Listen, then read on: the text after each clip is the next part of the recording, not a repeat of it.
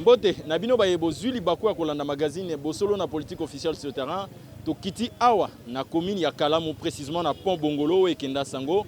Nous sommes sur l'avenue Bongolo, to Yokota la Misala Nenge Bazo curé, Kalamu, ya rivière Kalamu et Kenda Pe Sango Bignon Soboyebi, tronçon Mobimana Katikati, complètement dans un état de délabrement très avancé. Nenge Bozomona, Mituka Mususu, Kuna Nangambouane Suki, côté Ope Mituke Suki, dans la Katikati à Moya Kolekezate, parce que Pont Oyo, ndenge to telemi likolo na ngwa pe ba risque eza ke ko katana et ko s'écrouler pe biso ba tupe to telemi a tokei bandeko bayoka ki et puis ya ba bandeko mususu pe to leka place oyo to interpeller ki ba kondi par rapport ya dossier ya veni Bongolo pe ya Pont Bongolo ba kondi bayoka ki lelo moni batindi ba manger yewa pona kolongola to kokutana na bandeko ba ngome komeka ko pesa biso l'impression na bango notamment pe bato hôtel de ville o baye ko sala musala na place oyo nazali ngai mokote nazali accompagné na Mohamed Fazili azali derrière la caméra ezali ngai Ordinolas Mobala papa sangwa mesana ko benga nga mingi Ordi Mobala ndebo ina bino to banzi to kolekisa bo moment molamu pona kolekisa bino ba image ya Veni Bongolo puis ya Pont Bongolo ndenge déjà ba travaux et bandi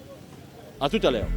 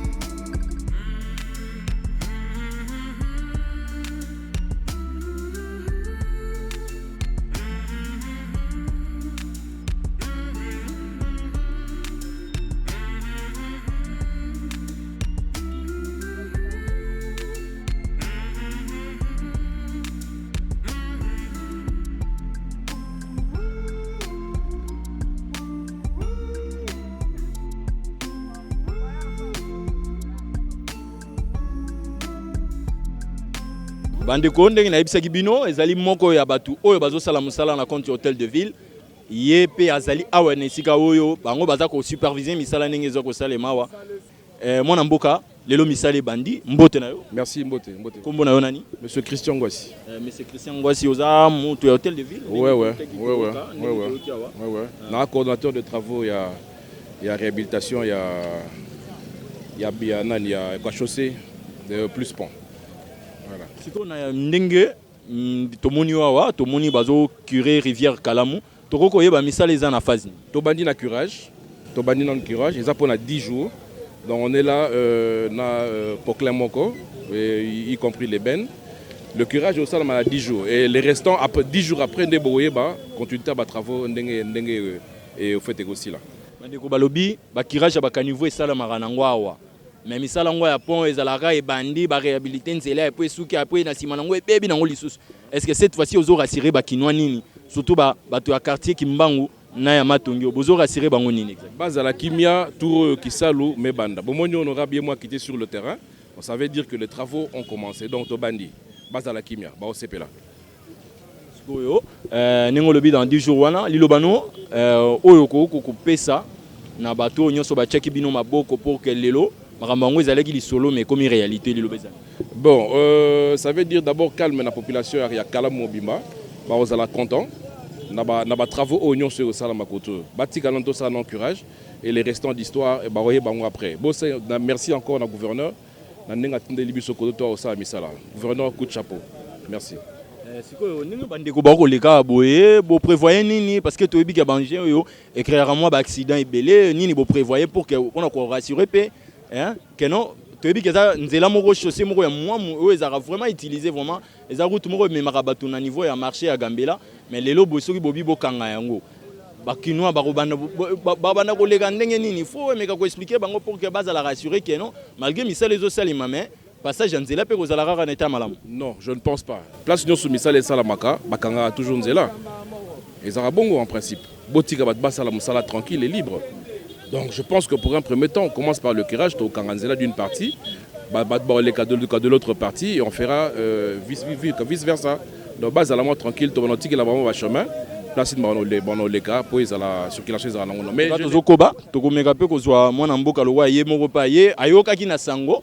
Tolakisi bino ndenge ayoki sango azara moko ya eli ya Funa avant de awa na commune ya Kalamu précisément na quartier Matonge ayoki ke misale zo salema après avoir ko belela ki lelo pe tokutie sur terrain aye moko ko superviser si réellement misala ngwezo banda honorable mbote na yo mbote ndeko na ngai ordi honorable to moni okiti moko sur terrain to bien que tenu na yo ezala tenu ya musala mais est-ce que lelo pe na ko mi lobake non après mbela na yo au betaki na niveau ya etandoike na ya ba émission lokola bosolo pona nzela ya bongolo okokolo bagelelo za satisfait na musala.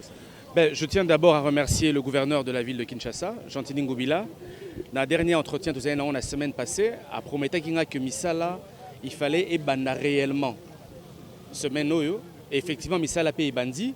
Après ça, il y a un numéro, il y a Colo Entreprise, où il y a géré les travaux. Awa, M. Arish, a confirmé que Bakosala d'abord travaille mon curage, il y a rivière.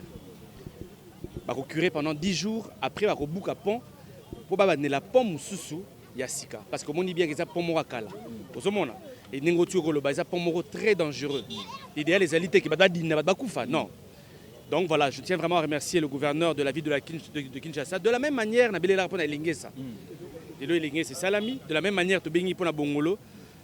J'ai aussi interpellé pona Kimwenza. Il m'a promis que Barosala Misala wana nyonso. Et moi, en tant que député national, Bobo Sanaté, moi je ne suis qu'un législateur. Bato Azala, exécutif, Ezali, ministre infrastructure, gouverneur de la ville, premier ministre. Moi, je ne suis là que pour faire un contrôle à mon niveau. Donc, chaque jour, en tant que député national, n'a vérifié mes travaux. Et M. Arish, Aza au courant, que je viendrai tous les jours. Et dans 10 jours, tout le monde a bangé pour que bande la pont oyo bongolo nanzela oyo pour makamo esi la toleka. OK? Mais je les véhicule, je ne pense pas. Mbote papa. Lobangezo mwana Congo tolembi ba ventir. Soy ba osamusa ba salamba la moko une fois pour toutes. Ezate que gouvernement bimisi lelo balie ba mbongo lobby et comme ba sala lisusu. Ba bongisa ngo une fois pour toutes ba matsa pont po etika la polele maele kaka. To boy ba ventir le kaki na tango boyebi. O tour musala to aposa musala fachi ebonga to neti bamsu balobi bakira na bango ka bongo batiki bakei est-ce que matu egosel papa awa makamba kirage te awa makamba matsapon ba matsapon matama e koma na se po makamnyoso koma normal to aposa fachi abongisa musala na e mais lelo vraiment elungwe makamba rokire ka niveau et ya rokire rivière mais lelo e comme makambugano babuka pe batonga pont mususu lelo banezani en tout cas soki balingi batonga pont ezate ke batonga mais il faut batombola pont comme ça awa ezosala dégâts moko ya kosakana te biso bato tovandaka awa bandako ezobukana donc bafulu donc tozo vivre lisusu bien te est-ce que ozokwa que non misala ezosalima en tout cas nande namoni ça va soki basali boye ça va basuka na nzela te mais basalisa biso batombola na po wana po esala biso bien.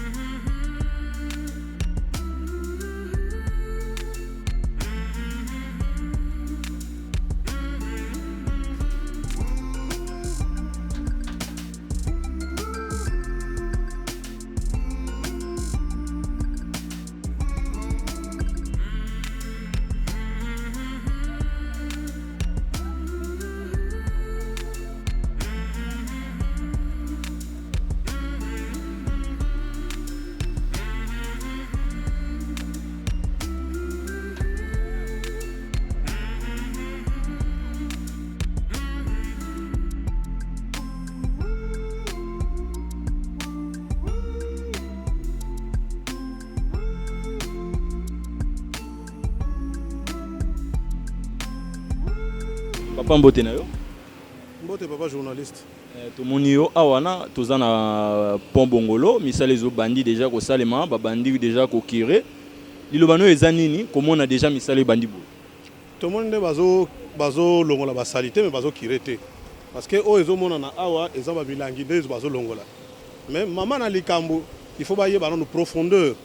Ba curer yango kelenda se et puis ba tonga yango bien comme ça pont etika la likolo li ya mai ekota na se. Déjà selon yo ba ne modèle bazo sala boye salama ata combien de fois. Awa modèle o esali mbalebele. Mbalebele mais ezonga nango kaka milangi ezonga kaka parce que mai potopoto ezo mata likolo profondeur comme mukuse. Alors na profondeur ya mukuse wana moyen mai et le kana sezate soki mai etondi eko déverser et na bandako. Mais ba tcha ba profondeur ba curer yango pene kene na se hein ba spécialiste bazali ba koya ko sala étude comment ba ko curer yango pour ba récupérer mai nyonso yo ezala na kati kuna pe ba tonga yango ezala propre. En plus soki ba comme yango bongo eko faciliter batu ba wuti kuna ba chata ba canaux rapide bazo tambula ah ole ba tambula kana ba bus ba embouteillage ezalaka.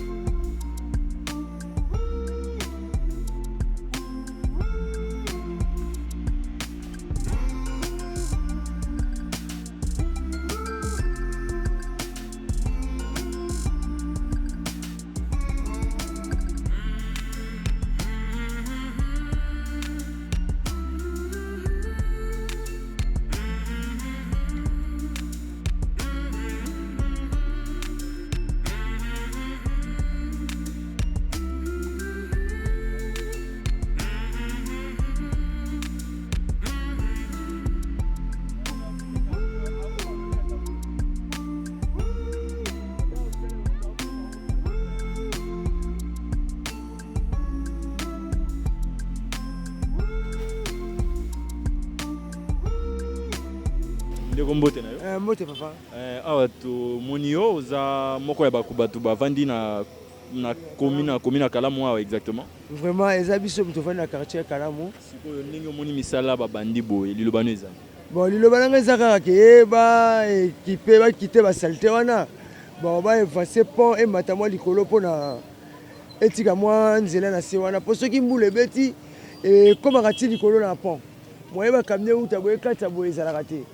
lilobano sikona bakonzi na ndenge makambo yake ndio lilobano ezali te lilobano ezaka merci na bakonzi na biso bo batika te balandela yango ti suka suivi pena toza na souci po oyo ematande po ndenge eza na se soki mbula ebeti mai toujours ezoleka na pont camion ekoya boye ekekatisa te to ndenge nazolobela oyo ezowuta boye mpe ekekatisa te ti mbula ekesila na nzela mabulu makasi.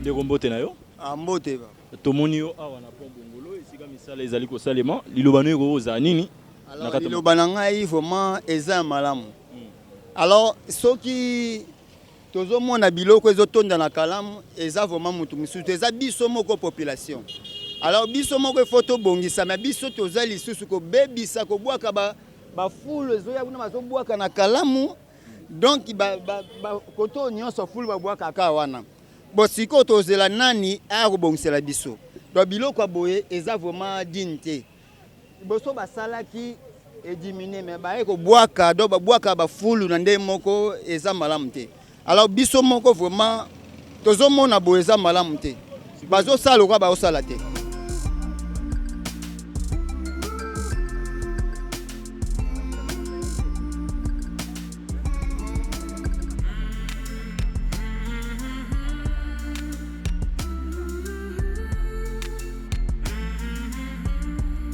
ndeko mbote na yo d'abord mbote lilobano eza nini komona misala ndenge ezosalema awa na avenue Bongolo lelo tozo constater que bazokire rivière Kalamu mpona kopermettre mai circuler bien na se ya pont lilobano eza nini bon lilobana eza pont oyo ya Bongolo oyo en tout cas vraiment place oyo esalama be makasi parce que à partir ya pont ya Bongolo oyo bamapango ebele ya sa Kalamu ezodinda na cause ya pont Kalamu oyo parce que ntango bamai eyaka ekitaka nyonso kote oyo ekangamaka awa na cause ya baplastique ya baja plastique oyo ekangamaka awa esalaka retour mai nyonso esalaka retour ntango ezongaka bato oyo baza mapango ya sa Kalamu boye bamonaka mpasi bamai ekotelaka bango ntango mai ekotelaka bango esalaka bien te ekotela mapango ntina bandako bato bazindaka esalaka bien te yango namoni misala ndenge ezosalama eza bien makasi namoni honorable Adondo Mbas azwi idée moko bien eza malamu mingi abi travaux esalama pendant 10 jours so pendant 10 jours esalami bakire Kalamu babuki pont oyo bamatiango lokwa pont oyo ezali awa na kapela wana ya mopono ekozala bien makasi nde basango nde basala so oyo asala mpe bongo ezala bien makasi wana sikoyo ekolege tâche oyo bamai oyo ekotelaka bato na bakalamu na basa Kalamu na mapango ya sese wana ekozala bina bien makasi mais lelo osenga nanu ese so boko avancer moi liboso mona mwa munu wasala boye bata beto moko boye mutu ataka ngo ezaki honorable nani Chantini Ngobila na tuni eza injurité parce que biso quand on commence à bien moi parole moi comme injurité eza akundaka mutu ya mutu to ça fait depuis 2000 je crois 2018 2019 pardon ataka beto wana mais tilo to moni asata musala moko te na sima nango nde ntango misala wana elali ti bosolo na politike oyo ekumbamaka mpasi yango bakoti makambo yango nde omoni lelo misala ebandi bon soki eza bongo nasebi makasi bongo oyo eza boulevard eyebani makasi eyebani banda bongo certainement boulevard eyeba makasi estce soni mopaya uti na mboka na biso mona mwa petit boulevard mwa moke mais esa ba 3 à 4 ans mpona babiloko ya mike oyo asoni makasi mboka RDC toza bakisisa ebele obonsa bagudu so mbula ebeti nga namona yolo ati nga namona yolo so mbula ebeti todindaka kutu oma tobisi beponge libanda donc mbwesa 3 jours 4 jours tola bandako tobimaka te eza bakartier moko mpena boke ça mingi ba inondation makasi papa mamai soki mbula ebeti boye tosaka ba 3 jours 4 jours na tobimaka te mais ça soki idée bien ndenge babandi mosala boye teke baye basali lelo mpo na mois passé ya décembre tomonaka bayaka na banche moko etelemaka nde banche ya kutu sa kutu c'est ka journée moko ekufi na ba te za banche be ba bourrette be ba pousse et ça ka 2 jours et ça ne kufi na ngum mais ndenge ba a continuer mosala akatana na débuter a continuer et ça malamu mingi to sepela makasi ya teka bandi lelo apole to moni ya bakei te za bien te ba souci c'est peuple congolais peut te foto ande bango so le foto bango to foto ande bango po basunga biso mais so te foto bino bokona parlement aussi bokana ba bouche be ko le bakasute mais so bo sali ka boye o bandi lo premier journée le to ka lundi le mari to monde et ça la 10 jours baba na roya ko kireka boye pendant 10 jours et bon avant babuka bon papa congolais alobaka na ye mais pour ça la musala ka passe abi pena turo te boye te biso lo ka vidéo kino lunga aluka audio to boye ka vidéo non bani lelo.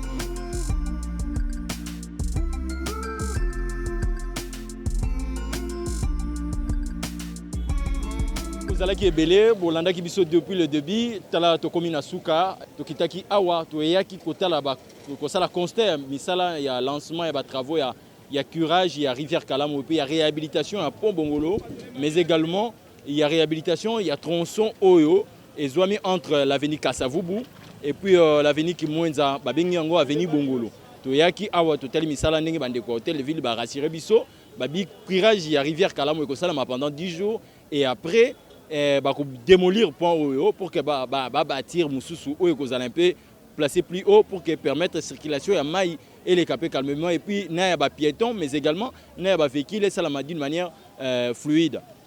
Boyo qui bande koningi balobi baza ko espérer monsieur balobi ba kirage salema wa et malebele mais ya boye nano et salemate baza ko espérer que cette fois-ci et kokoma na suka nde boye nazalaki ngai moko te nazalaki accompagné na Mohamed Fazili azalaki derrière la caméra izalinga ordi mobala totombeli bino bolamu na mabota na bino esika bozwami topesi pe sango na équipe mobimba ya bosolo na politique officielle esika bozwami totombeli bino bolamu mingi na mbala sima tozongi awa pour la relaxer bino ndenge ni bakobuka ciao.